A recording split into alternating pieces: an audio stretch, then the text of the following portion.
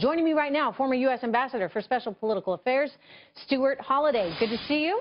Good to be here. The average person, Betsy was just telling us, the average person responded to that press conference in a very positive way. You got Jack Dorsey out there effectively comparing what we're seeing now in the U.S. to the Arab Spring. Give me your view on that.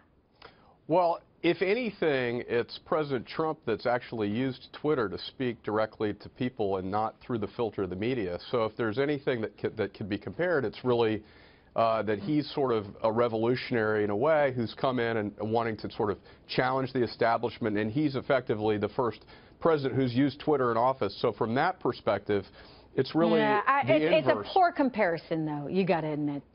Well, yeah, if he's alleging that somehow or another there's a groundswell of revolt against the president, and that there's this use of Twitter to do that, but I really think what he's getting at is this idea that the walls have broken down between the conversation between the president and the people, and you see that in his press conference. I don't like comparing it to the Arab Spring, though. I think that's it's an odd comparison choice to make. Sure. But I hear you in that this is a president who's going directly. Didn't quite work out the way that they'd expected. No kidding. I think that this is a president, I agree with you, who is going directly to the people. We do see that via Twitter. We see that certainly in that press conference yesterday. It was very combative. He took aim at the press in a way that I'm sure a lot of Americans were cheering on from the sidelines. And so there seems to be, with him, a far more direct conversation. I think that's important, Stuart, because I think that your average American can feel more vested in his presidency as a result. You agree? I do, and I think that there's not been the kind of visceral connection that there exists between the president and his supporters. They follow him.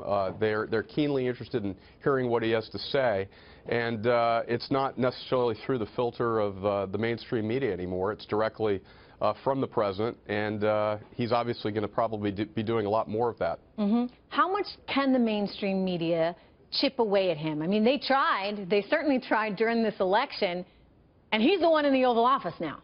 Well, I think there's, the media has become so dissipated that, you have, what is the mainstream media anymore? You have, everybody's got a blog. There are all these outlets. People retweet stuff.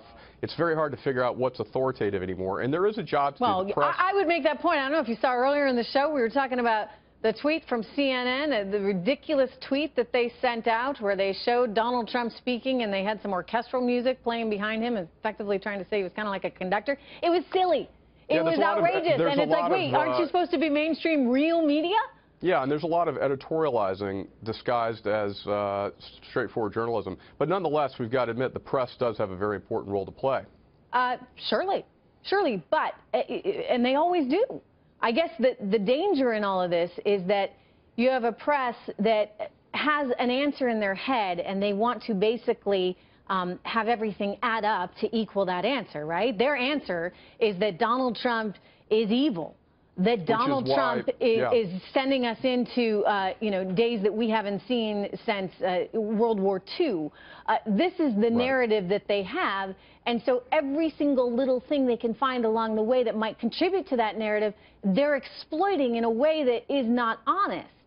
Yeah, and I think that's why you see Trump speaking directly to the people through Twitter and directly, to the media, directly to his supporters through these rallies, through these meetings. He's going to be going to Florida as well and addressing people and his voters. The rallies are good, and as Ed Rollins, who managed Reagan's campaign, said to me recently, they used to get Reagan out on the road just like that because it was good for the people and it was also good for him. I think it will be good for Donald Trump as well to see that crowd and the appreciation and get outside the Beltway. Anyway, Ambassador, good to see you. Thank you very much for joining me.